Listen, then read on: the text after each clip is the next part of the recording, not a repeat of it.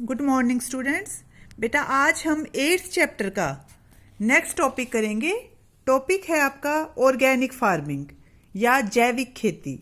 ठीक है, organic farming क्या होती है? Organic farming is a sustainable farming system. ये एक धारणीय खेती प्रणाली होती है जो भूमि की उपजाऊ शक्ति को बनाए रखती है। ठीक है, जो भूमि की फर्टिलिटी होती है सोयल की, उसको नष्ट नहीं होने देती। भूमि की जो फर्टिलिटी होती है वो कैसे नष्ट होती है? जब उसमें हम केमिकल वाली खाद डालते हैं तो।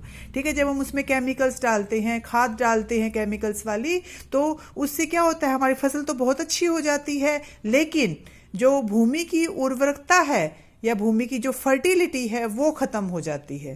ठीक है, तो जिसके लिए अब किसानों ने ऑर्गेनिक फार्मिंग को अपनाया है और उससे जो फसल होती है वो हमारे स्वास्थ्य के लिए बहुत हानिकारक होती है। तो इससे क्या है, जैसे सोयल साइंस है, क्रॉप ब्रीडिंग है, एनिमल हस्बेंड्री है और इकोलॉजी है, ये तरीके अपनाकर हमने क्या किया है, जैविक खेती है उसको बढ़ावा दिया है। और जैविक खेती में हम क्या करते हैं, एक तो क्रॉप रोटेशन करते हैं, फसल को हेर फेर कर उगाते हैं, कभी कौन सी फसल उगाई कभी कोई सी, ऐसे। ठीक है, और उसके बाद क्या करते हैं, एनिमल हस्बेंड्री का क्या मतलब है कि पशुओं का जो गोबर होता है उसकी खाद बनाई जाती है, या जो कूड़ा करकट होता है, पत्ते होते हैं, उसकी खाद बनाई जाती है। और जो कीट नियंत्रक होते हैं, पेस्टिसाइड्स है, उनका प्रयोग नहीं किया जाता। क्रॉप ब्रीडिंग की जाती है, एनिमल हस्बेंड्री है, इकोलॉजी है, इन सब चीज़ों का प्रयोग किया जाता है और ऑर्गेनिक फार्मिंग की जाती है। तो इससे जो फसल होती है वो बहुत ज़्यादा अच्छी होती है, हमारे स्वास्थ्य के लिए वो लाभदायक होती है, हानिकारक नहीं होती। और इसके विपरीत जो हम ऑर्गेनिक फार्मिंग जब हम नहीं करते, जब हम केमिकल फार्मिंग करते हैं, उसमें खाद डालते हैं केमिकल्स वाली, जिससे फसल अच्छी हो सके, उसे फसल तो कई गुना अच्छी होती है, लेकिन वो हमारे स्वास्थ्य के लिए, किडनी के लिए, लीवर के लिए, हमारी स्किन के लिए वो बहुत हानिकारक होती है। ठीक है, तो ये है ऑर्गेनिक फार्मिंग। अब इसकी नीड क्यों है, नीड फॉर ऑर्गेनिक फार्मिंग की जैविक खेती की आवश्यकता हमें क्यों पड़ती है? देखो पहले क्या था, The approach and outlook towards agriculture and marketing of food has a quantum change worldwide over the last few decades. ठीक है, कि लास्ट के 10 सालों में या कुछ डिकेड्स में इस प्रकार का परिवर्तन हुआ है कि इस बात का निर्णय लिया गया या इस बात की ज़रूरत महसूस हुई कि ऑर्गेनिक फार्मिंग है वो होनी चाहिए। पहले क्या था कि मौसम और क्लाइमेट, ये इस बात का निर्णय करते थे कि कौन सी फसल है वो कब बोई जानी है। लेकिन अब आप देखोगे कि कोई भी फल है या सब्जी है वो आप हर मौसम में ले सकते हो। गर्मी की जो सब्जियां हैं वो सर्दी में ले सकते हो, सर्दी की गर्मियों में ले सकते हो। ऐसा कैसे पॉसिबल हुआ? क्यों? क्योंकि उसमें जो केमिकल्स डालकर या खाद डालकर उस चीज को उगाया जाता है जो हमारे स्वास्थ्य के लिए हानिकारक होती है। ठीक है, लेकिन उसकी जो बाहरी गुणवत्ता है अब उस पर अधिक बल दिया जाने लगा है कि हम जो ऑर्गेनिक फार्मिंग करते हैं उससे हमारा जो चाहे फसल कम हो, लेकिन उसमें जो रासायनिक तत्व हैं उसकी मात्रा नहीं होती बिल्कुल भी, उसकी जो गुणवत्ता होती है या न्यूट्रिएंट्स होते हैं उसमें वो पूरे होते हैं, उसकी न्यूट्रिशन वैल्यू है वो पूरी होती है। ठीक है, तो इस तरह से हमें ज़रूरत महसूस हुई कि अब ऑर्गेनिक फार्मिंग है वो होनी चाहिए।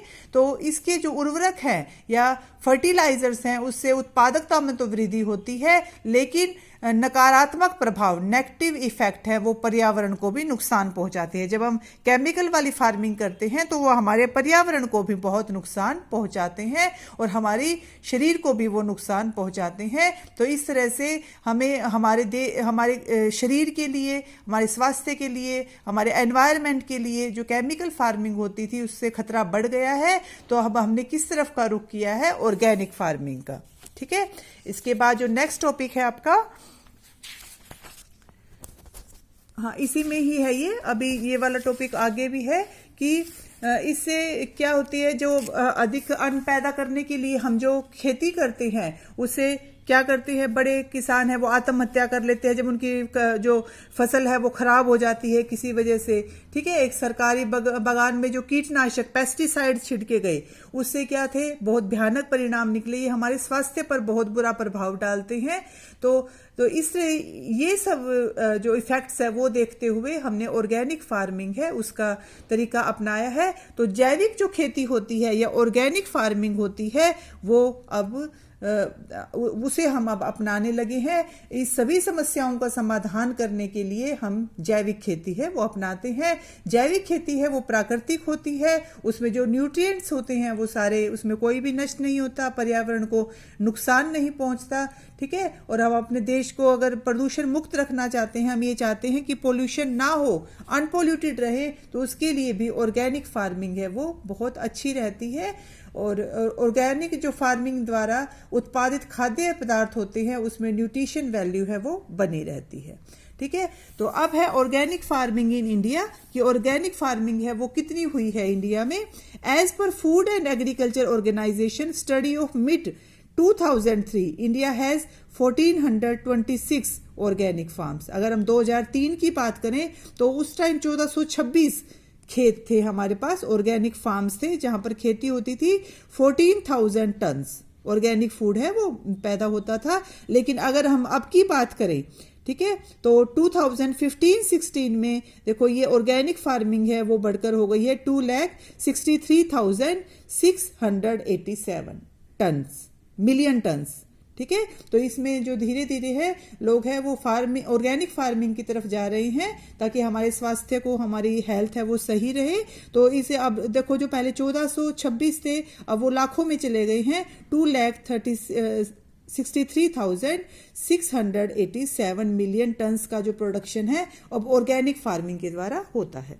ठीक है बेटा, ये चैप्टर है ये कंप्लीट होते ही इस चैप्टर का और जो इससे जो पहले चैप्टर करवाया था नेक्स्ट डे ही इनका टेस्ट होगा। ठीक है, इस टॉपिक को और इन दोनों चैप्टर्स को अच्छे से प्रिपेयर कर लेना।